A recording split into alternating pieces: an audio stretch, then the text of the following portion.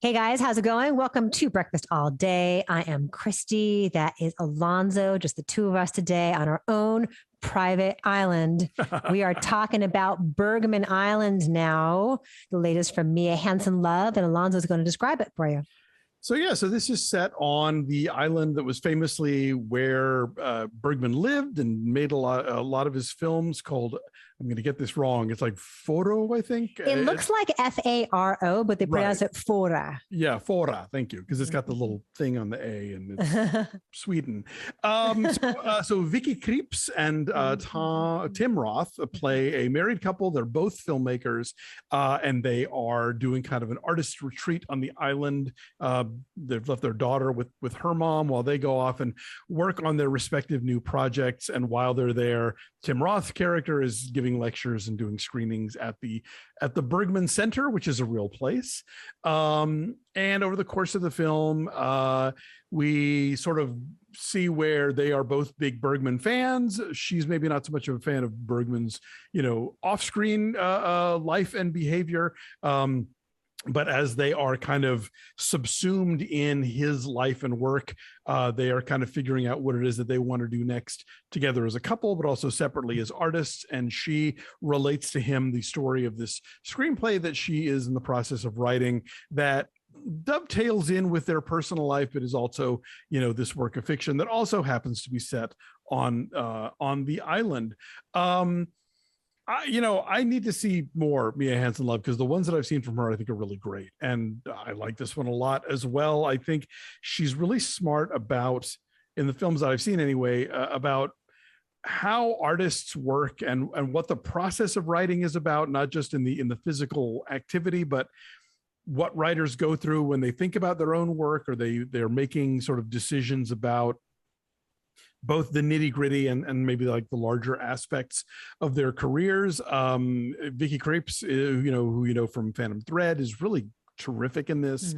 I just found her fascinating, and this is a really good role for Tim Roth as well. I think he's not playing a shitheel for once. And that if you are a hardcore Bergman fan, you'll probably get way more out of this than I did, in terms of oh, look, that's where they shot, and that's the part where that. But the movie also kind of shows you this. They're sleeping in a bedroom where he shot parts of scenes from a marriage, and she's like, that can't be good. And he goes on this bus tour where they point out different areas of interest and stuff. So if you are a Bergman fan, there are treats to enjoy here. But if you come in knowing nothing about Bergman, you don't really need to know that much more beyond what the movie is telling you and what they say to each other about him and about his impact on their work. So yeah, I think by the end of it, I was really kind of surprised where it was going. I found the film within a film to be really interesting, and in the way that it does and doesn't comment upon their lives together. And I was really into this. I like the film within a film better than the film itself, actually.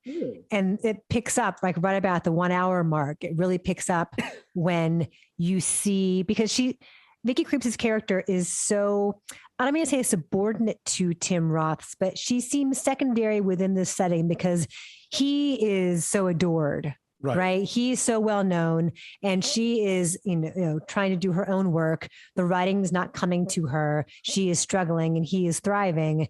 And so when you begin to see the way this place, it sort of enchants her, it inspires her, and it unleashes a creativity in her. And so to see that happen, and to see the little pieces of her day and the little pieces of her bike rides and the people that she meets along the way, to see them find their way into the film that she makes is really exciting. Both of them are about relationships that are, if not unsteady, at least not, they're imbalanced. They're not passionate. They're not perfect. There's something a little off. There is perhaps not quite the intensity or the darkness that we so frequently see in Bergman's work about relationships, but it is certainly aware of that vibe. I love Mia Wasikowska in this, and as she's trying to navigate how to deal with her ex at this wedding, and it seamlessly bounces back and forth between Vicky Krieps telling the story to Tim Roth and then the story itself. And the way those two begin to blur and the way like the Venn diagram kind of increasingly becomes a circle is really interesting. The way those two things mesh, and then it kind of changes again toward the end. And I enjoyed the seamlessness of that transition as well. That was really cool as well. I mean, you could look at this purely as just an escape, as a travelogue. Fora is a very beautiful place, and it looks like a cool place to go and visit.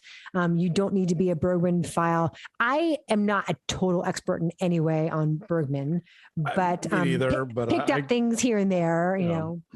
But as you say, you can watch it from any number of perspectives, you know, just for the performances. And Vicky Krieps has such an interesting presence about her. There's something kind of chameleon-like about her, something kind of ethereal, something kind of hard to pin down, but like she's really intriguing.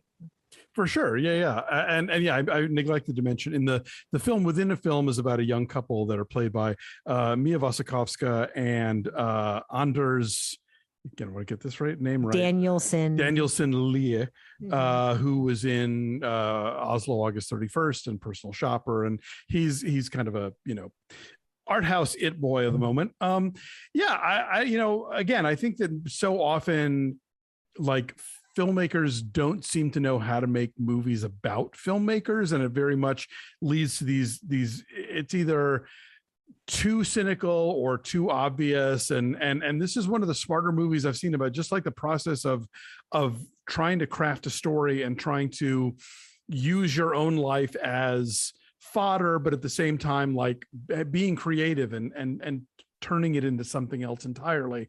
You know, one could argue that this movie might be connected to the fact that Mia Hansen-Løve for quite a few years was partnered with Olivier Assayas, you know, and so, and maybe, you know, his career was bigger than hers at the time. And so maybe they went to things together where he got more attention, like, who knows, you know, I think all artists use their own stuff, but then they generally just sort of like make that a jumping off point. And so you kind of get these layer upon layer of versions of that in this movie.